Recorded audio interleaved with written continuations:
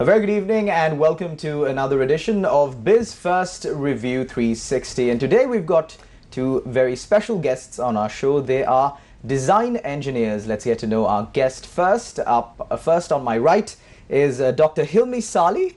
A very good evening, sir, and welcome to the show. Good evening. Also, we've got Mr. Tilak Disanaik. Now, as I said before, both of these wonderful individuals are design engineers, and they've come up with some novel concepts to help us here in our country with the current economic situation that we're facing. But as all stories, this is a start, a middle, and an end. So let's start at the beginning.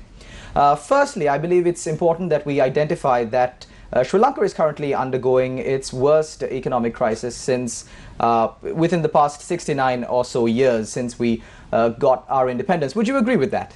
Yes, so there's a nightmare on the economic front, on the political front, and the less said the better. This is probably not the forum, but also on the, let's say, on the front that affects all of us, sort of socially, economically, and our essential sort of our well-being altogether. So in such a backdrop where we are facing a massive economic crisis, you have come up with a few novel concepts as design engineers, as going in line with what you do and your cup of tea, basically. So what is the solution right now? So actually, if you look at the problems, as Hilmi started saying, we are bankrupt, the country is bankrupt, the government is bankrupt, I should say. And then we have, because of climate change, because of essentially what's going on in the economy, as well as our dependence on foreign oil for various things, we have a food, water, energy and economic security problem. So that's what we're trying to address as engineers, try and understand what are the underlying root causes, and then to come up with some solutions, and very importantly, how to fund those solutions. So I think, so if you look at it from the point of view of our natural resources, we are quite rich in natural resources. We have land, we have water, and of course we have people.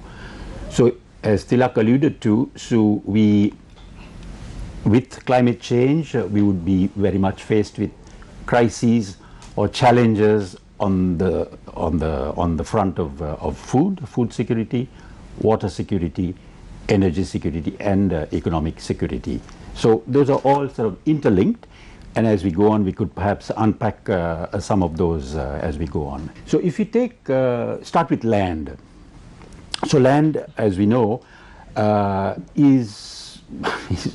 we are sitting on land, and nothing can grow, and nothing can, we can sort of not build anything if not for the land. And land, so the state, if you look at it, the state controls around 82% of the land area of Sri Lanka. And successive governments since independence have used land, unfortunately, as a sort of political instrument, a tool to secure their voter base. Indeed. Purportedly to also alleviate unemployment. But in fact, it does not happen. So,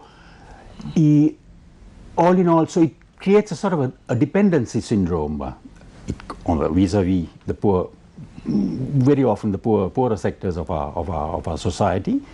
They are given plots of land, but without much technical or support services to make productive use of that land come election time. So yes, votes get essentially bought that way. It serves the politician well, but in the long run it does not serve the farmer or the person who has been given that plot of land very well. 6 million, by the way. Indeed, there 6 you are. million. There you are. There you are.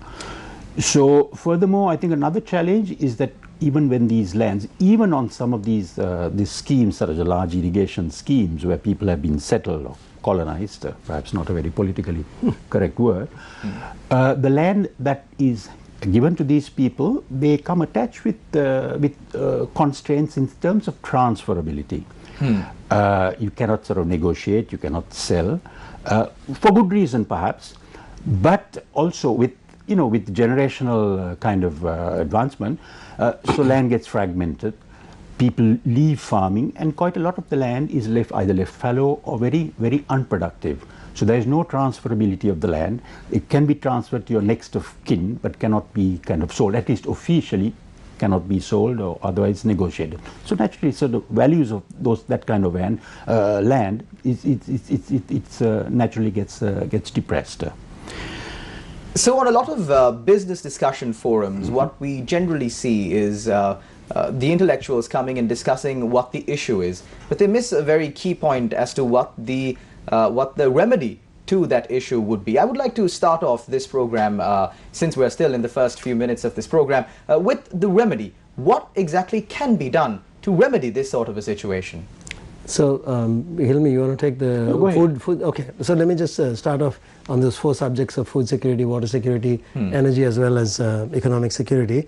We are recommending that we should have, just to make sure that we don't have because of climate change, a disaster scenario, that we create a lot of indoor vertical farms. They're called controlled environment farms. And there are great examples in Australia that use only salt water and sunlight, called Sundrop Farms, producing 40 tons of tomatoes a day for a mere $150 million. So we are saying scatter these around the island in rural communities so that you create job opportunities there, and then use a high-speed transport system to get them to the city that you need, or even for export. So from Mattala we can export to 82% of the world's population in 12 hours of flying. You covered the eastern hemisphere, so that's one opportunity. And then the agriculture that we traditionally do on the ground, by creating cover, then you can get some productivity. And then of course our paddy fields, through laser leveling, which is just beginning here, our level of productivity on average is about half of what Korea and Japan are. So we can get amazing productivity out of our paddy fields, because we all have an anxiety about rice. So we want to be self-sufficient. There's been a national goal, it's in the psyche, so we can do a lot with that.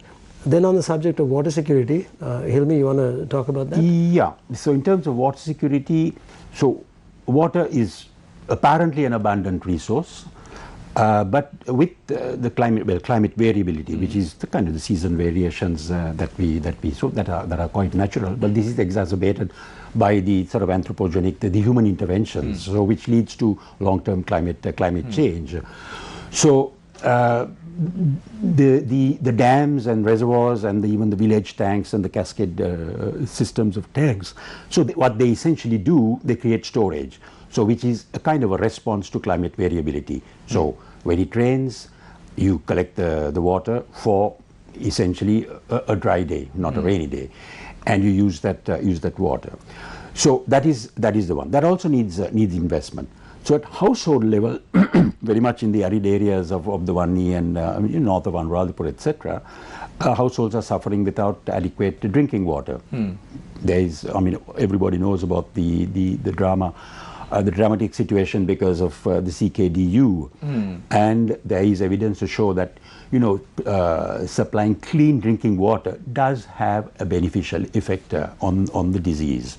Okay. So provision of a simple household rainwater harvesting systems, collecting water off your rooftop, holding them in, let's say, 5,000 to 8,000 liter tanks, that could see a family through for about 3 or 4 months of the dry part of the year for their drinking and cooking purposes. So there are, in terms of agriculture, Tilak referred to the whole business of laser leveling, but also there's various other technologies that can be used to improve the productivity of our land and improve also the productivity of our water. Quite often we talk in terms of yields, so many tons of paddy or other cereal per hectare, or so many bushels per acre, but one rarely reasons in terms of the productivity of water. How many kilograms or pounds per cubic meter of water does one produce? So we need to have that mind shift to think in terms of reason also in terms of the productivity of water. Improving agriculture means also perhaps getting away from traditional cereal crops, using growing high value horticultural products to service these export and other markets that are very much there and where there is a demand. So there's a whole a chain of interlinked activities that can be brought to bear using very much available technologies. Really, there's nothing to invent or reinvent. The technology is out there. We need to harvest them, but also there's a need for capital to put these things together. So, Dr. Hilmi and Mr. Tilak, it seems as design engineers, you have thought this through quite a long way. These do seem like quite novel inventions, but when you explain it like this, it's just a simple matter of taking the right steps, taking the step in the right direction. Of course, you're watching BizFirst Review 360. We will be back after this short commercial break. Don't go anywhere.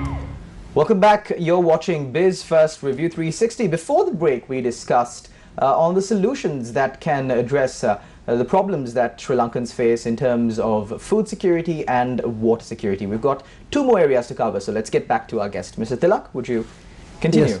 Yes. So the energy security is that if you look at our generation mix, only about 16% comes from hydro, and then about 2-3% from renewable wind and solar. So the rest of it is coal plus thermal oil. And so we are saying that if you're going to go to a deeply committed renewable strategy, you have to have storage. And one of the natural things that is being used for storage is lithium-ion batteries. So Tesla has been creating massive megawatt-hour level battery banks, and they've done this in Australia. And funnily enough, even though they call it a lithium-ion battery, it's actually better described as a nickel-carbon battery. Now, carbon in the form of graphite is something that we have in enormous quantities in Sri Lanka, and the claim, the reported claim, is that between World War I and World War II, we were exporting about 35,000 tons a year of plumbago. And so, if you look at the gigafactory in Nevada that Panasonic runs for Tesla, it consumes about 40,000 tons of graphite per year. So if we have about 1 million, let's say 20 years worth of reserve, we could attract Panasonic to come and set up a gigafactory in Sri Lanka. Obviously, in a renewable energy place like Mana would be great sunshine as well as wind. So that's the kind of thing that the government should get involved in, trying to promote, giving 99-year leased land, since they own 82% of it, as Hilmi has pointed out, and then have a consortium of local graphite mines supplying them. The other thing, which is also in the renewable mix, is silica. So we have enormous amounts of quartz, which is silicon crystal, as well as silica sands, that we export in gunny sacks to make semiconductors. Now, that same silica is what they use for making solar panels. So there are huge Chinese solar panel manufacturers. We should invite them to come here and set up, so we can not only produce and consume locally, but we can also export any excess that we have.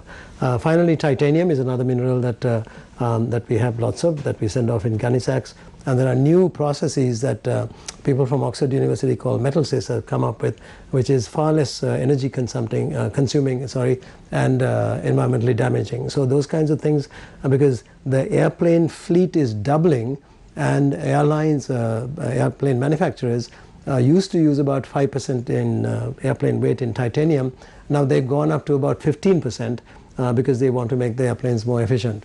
If the heavier the airplane, the less efficient it is. So there's huge opportunities in that, what we call the energy security field. Then shall I just cover the economic thing? Go ahead. Yeah. So the economic security side, we are a small country. Obviously, we can't grow our economy essentially by consumption locally. So we had to export. We had to become export-oriented. So the huge opportunity is in the fourth industrial revolution, which is all about smart machines. Actually, factories, smart robots in factories building smart machines. So if you look at a car, or even your fridge or your wash is essentially a smart machine. They call them mechatronic devices, which combine mechanical, electrical, electronic, all of these things.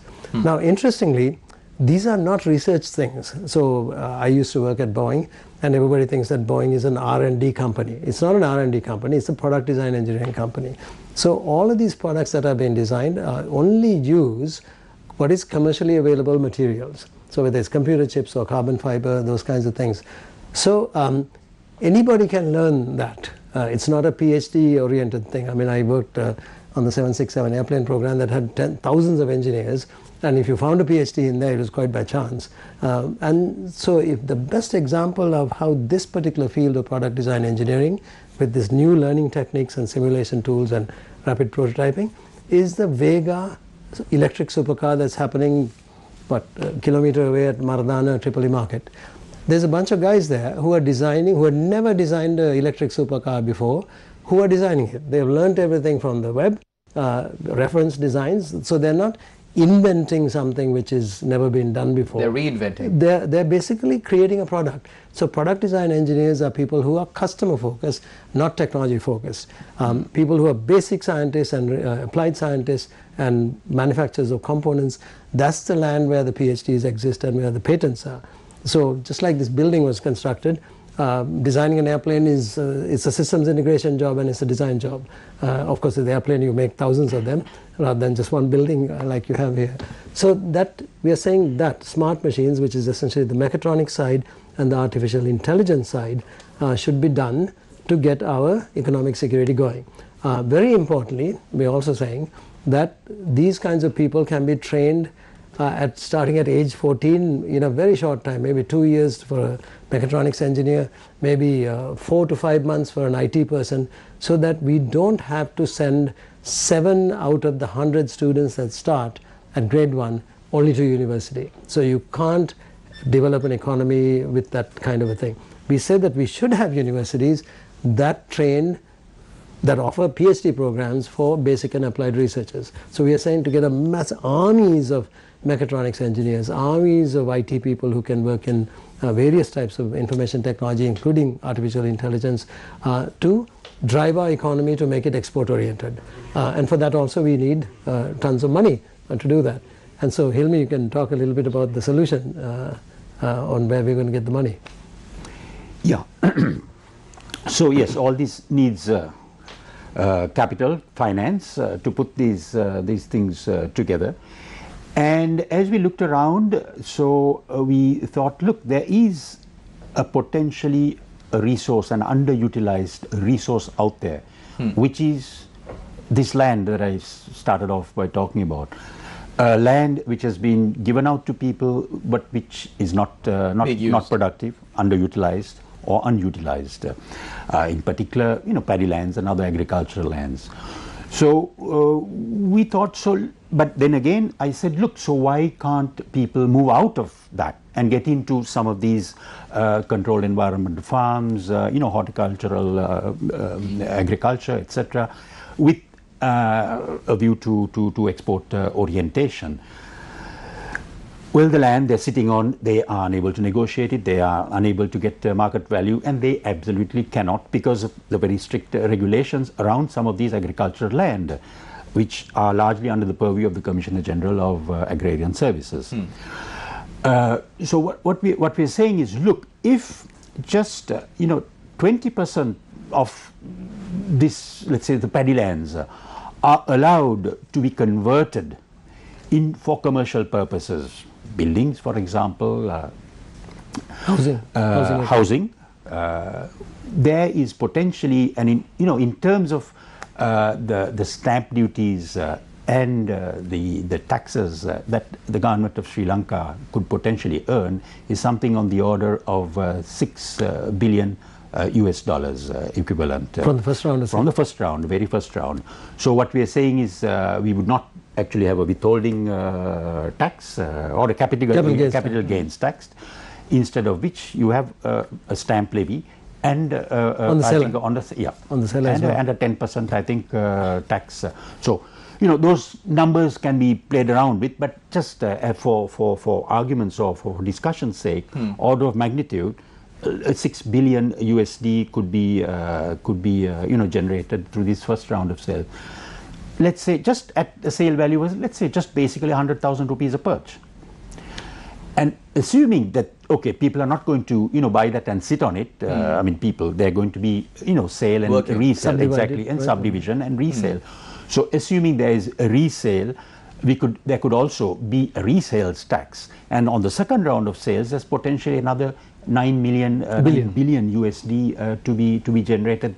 So which then gives us a package of about USD 15 billion which could potentially then be diverted to finance some of these ideas and these concepts that Tilak and I have been discussing, to finance this research into the mechatronics, these controlled environment farms, commercial rainwater harvesting, and other forms of products.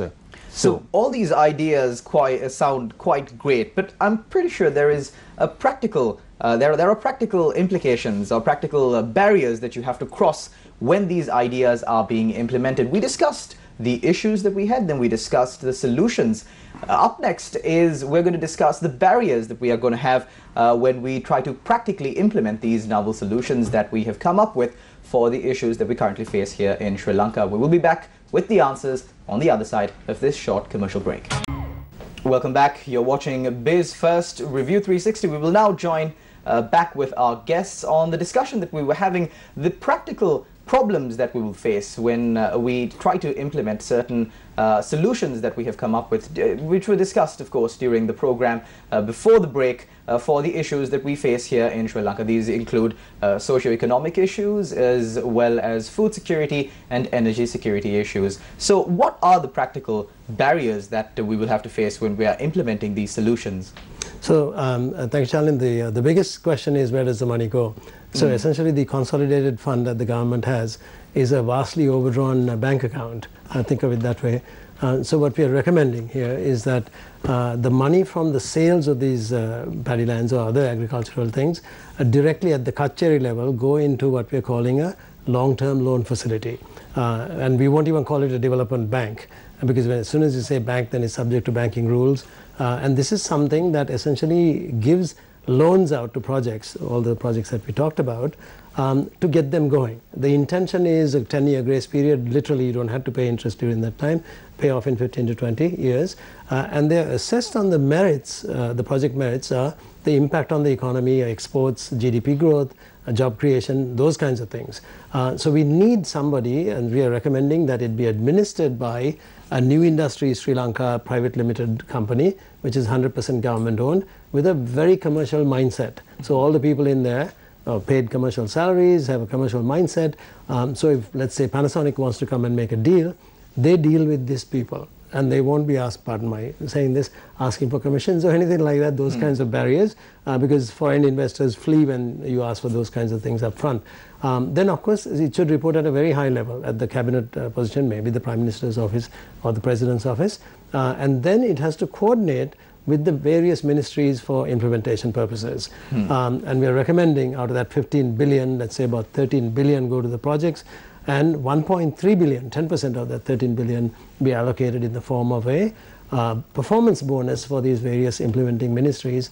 And it's recommended as a go-no-go performance bonus. If they meet the deadlines, they get 100% of the bonus, and if they don't, then they get nothing. So we want to try and incentivize these people. Now, this is not to say that all state institutions are inefficient. There are some amazing examples. I personally know of the Civil Aviation Authority. I've worked with them for years, and because of the leadership of Mr. Nimal Siri, who's the Director General, the entire organization is a highly professional organization. And I'm sure other people in their lives have come across very professional, market-oriented government institutions. But the bulk of them are not that. And so that's one of the biggest issues that we have. And then Hilmi and I have come up with another idea also on how to run the administrative, to provide a solution, of course, to the administrative issue that we're currently facing. We've been facing a massive issue as far as Parliament and the top brass, the highest level of administration here in the country goes since about a month now. And our design engineers here have come up with a solution to that as well. Let's take a listen. Hilmi, you want to cover? Yeah, so what we're saying is essentially why we have, if you take institutions, we have, it's a small country, 65 million square kilometers, 22 million people. 65,000. 65,000, sorry, 65,000 square kilometers, 22 million people, getting my zeros mixed up. But here we are, we're served by 225. Well, okay, and 100 ministries. Or ministers, and 1.3 million public servants. We have a central government, we have 9 provincial councils, we have 335 local, that means includes 20 odd municipalities, 40 odd urban councils, and 371 Pradesh Sabhas. So So at the end, we know, unfortunately, we've seen the quality and caliber of some of these performers. So what we are saying is, so why be ruled by the worst when you can be served by the best? So we've come up with a concept which we have termed as a working title, a servant state democracy, SSD, which hopefully, we've drawn up essentially, which outlines a way to create a far more productive, efficient, and a service and customer oriented system. I wouldn't say even governance system. A system to provide, because basically what we say is a state has three basic functions to perform. Obviously, the security of its people, looking after all these birth to death kind of functions, etc. Looking after the different sectors, physical territory, and then dealing with the international community out there. So basically, those are the three functions that any state has to perform. And so, in order to perform that, obviously, you've got to create departments or ministries, what have you, but you certainly do not need the plethora that we have now. So we have given it a fair amount of thought. There is a concept out there which has also been published, and I suppose this would probably be a discussion for another day, Sean. Yes, definitely. These are quite novel concepts that would definitely be quite productive for our country, and given the timing, I'd like to say that the timing couldn't have been any better. Thank you very much for joining us this evening. And that's it for BizFirst Review 360 for today. Do join us again next week. Take care and God bless.